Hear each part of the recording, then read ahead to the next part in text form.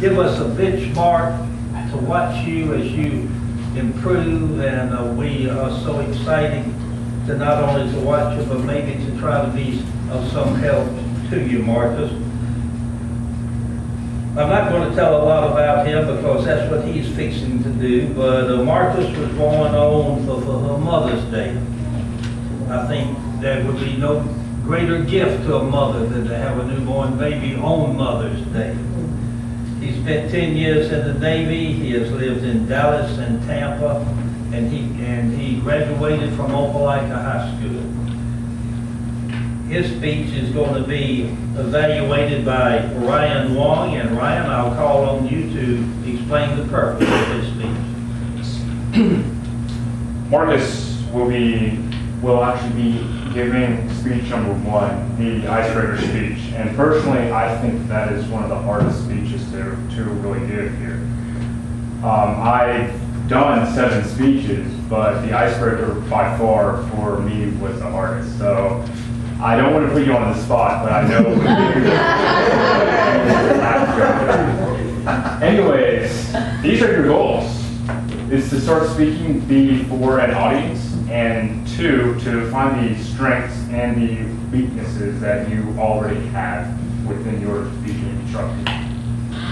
Thank you, Mr. Toastmaster. Third speaker, Marcus Edwards. Marcus?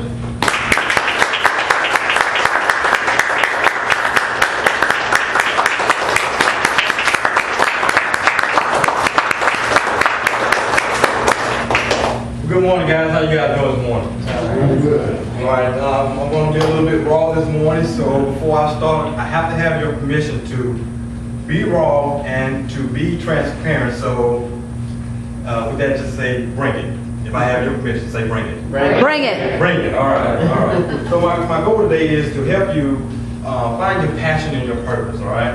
And to actually start walking in your passion and in your purpose. And before I start, I'm going to start with a little story about me. In the 6th grade, there was 3 different tables, right? And there was the book 13, I remember very vividly, book 13 was purple. And these guys were the above average guys. And I was actually in book 11, which was below average, right? And then there's one other table beside us that was in book 10. So we were in book 11, and our goal was to catch the guys in book 13 because we thought, they're not really that much better than us. They're considered the gifted guys, you know what I'm saying? So after about the first month, we went through all the focus questions in the book, and with me and my bright idea, finish this book early. And after that, all of the other guys at the table, they began to do the same thing. So the teacher came and she said, well, you guys go ahead and finish your focus questions for the day. And we were like, well, we're done. She said, okay. So she walked away. Next day she came back and she said, okay, guys, go ahead and finish your focus questions for the day. And we're like, well, we're done. She said, well, do it for the next day. We're like, we're done. She said, how far do you guys go? And we were like, we finished the entire book. She said, really? So she took up all of our, focus questions and everything, because it's still on about a month from the school.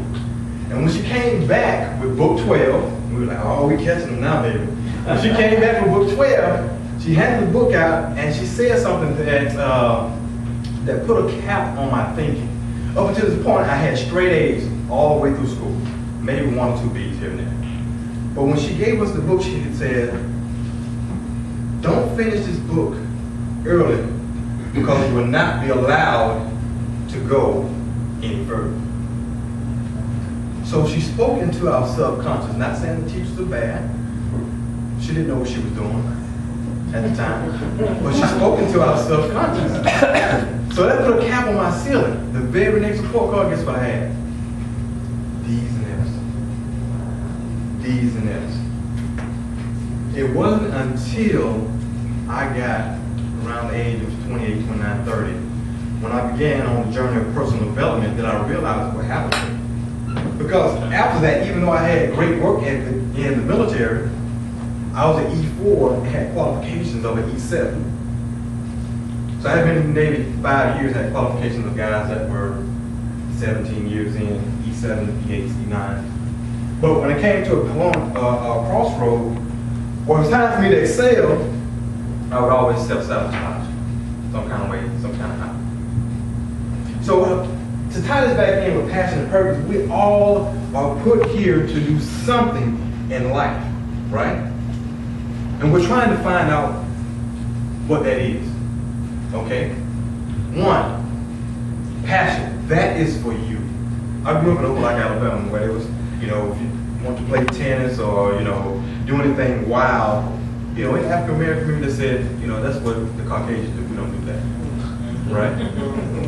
We didn't know any better. Okay, but passion is for you. It's the thing that makes you come alive. If you don't know what it is, get out and explore life a little bit. Stop listening to ideologies, what is for you and what is not for you, okay? It's what makes you come alive. Purpose is for the rest of the world. It is what's inside of you that is designed for you to make an impact on the rest of the world. Passion and purpose. I love the outdoors. I kayak, I cycle 30 miles in the morning, sometimes 30 in the afternoon. I fly planes. I don't have no pilot license yet, but I actually flew to elevations in Kennesaw about 2 weeks ago. So I just experienced life. But my purpose is to inspire others and tell my story. Believe it or not, guys, your story is your asset, it's not a liability. Because somebody needs to hear that you have been through something before. There's something else that you have made it through, and you can reach back and help somebody else, okay? And I'm going to give you a tool that you can use, and it's called chunking, to find your passion and your purpose. Some may say, I want to go into business because I want to make money. Okay, here's how you chunk up. It's called chunking. This is how you chunk up to find your purpose or your passion. Why do y'all want to be in business? Because I want to make money. Why do you want to make money? Just keep chunking up. Because I want more free time to be with my family. Why do you want more free time to be with your family? Because I want more free time to be with my family so I can make an impact on my family and raise my kids better, spend more time. Or maybe I want to have more money so that I can travel more, so that I can get my message out more, and I can be creative and come from a place of inspiration and creativity versus a place of lack. So you keep chunking up, and when you get to the point to where you say, and it slows down just a little bit, it slows down just a little bit. So you want to make more money to create an impact on more people so that you can feel more fulfilled in life. What is the reason why you want to do that? Because that's the reason why I was born. When you get down, as it begins to slow down and you chunk up, you begin to find your purpose. You begin to find your why. And most people will say that I don't have the resources. I wasn't born, you know, with all the resources. I wasn't born with a silver spoon in my mouth, right? That's what most people will say. But here is I'm going to tell you a story about Henry Ford. If you ever read the bibliography about Henry Ford. Henry Ford told the guys that brought the crates over with the engines in it to his building. He said, look, I will not order engines from you unless you ship them in a crate so long, so high, right? And you have to buy the crates, you have to buy the wood from this lumberyard. Well, once they shipped the engines and they took the crates out in like 2x4s or whatever, they peeled them off, those became the floorboard for the Model T. Right? And the wood came from his lumberyard. Okay? Now, even after all of that, he was still resourceful in his waste, which was the ashes from, you know, burning the fire and getting it into to constructing all of the metal. Anybody know what that is? What waste product you use? Charcoal. He partnered with Mr. King. We used it on the 4th of July, so he took the ashes and created compost that we now know as charcoal. King's for charcoal. Okay. So having passion will get you up in the morning, get you excited. But having purpose will make you be resourceful. Okay? A couple more things and I'm going to wrap this up. When it comes to your passion and your purpose, Some of you guys are self-defeating your own self. We all do it. I'm not immune to it. I have to guard my thoughts. Okay? Some of you are looking at yourself and it's like you have a child here, and this is you, and this is your inner child, and you're talking to your inner child like you're ugly. I hate you. Why were you born? You disgust me. Get out of here.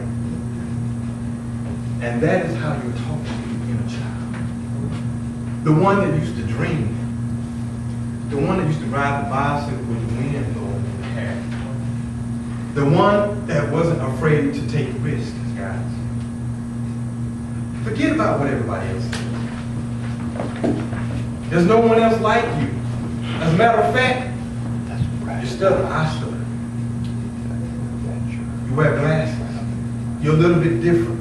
I was a quirky guy in high school, even though I played sports. I was still a quirky guy. But it's what makes you, you. I love that about you. And contrary to popular belief, you came here with everything that you need this morning. You have a message, you have a passion, you have a purpose here. Yeah, you maybe need some auto response, you may need a website to get your passion out, you may need a couple tools here and there. But everything that you need is already on the inside. Nothing else. Be you, be an original you, and never, ever give up. And the last thing that I would say is you have to say no to drama. Don't allow anybody to bring drama in your life. You know, we have, grandmother was still talking about, weather and how things going to be and how things were back in the old days. Guys, I don't give a flying football about the weather. I don't care if it rains. I don't care if it snows. I don't care if it sleets. Because I have a mission. You have a mission. That's the reason why you were here in the morning. Stop looking at the weather. It doesn't matter. Get up and do it anyway. Don't look at your circumstances.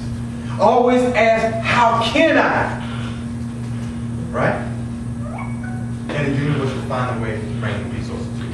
So with that, guys, I'm wrapping it up. Thank you for allowing me to be here. And don't let circumstances thwart your destiny, okay?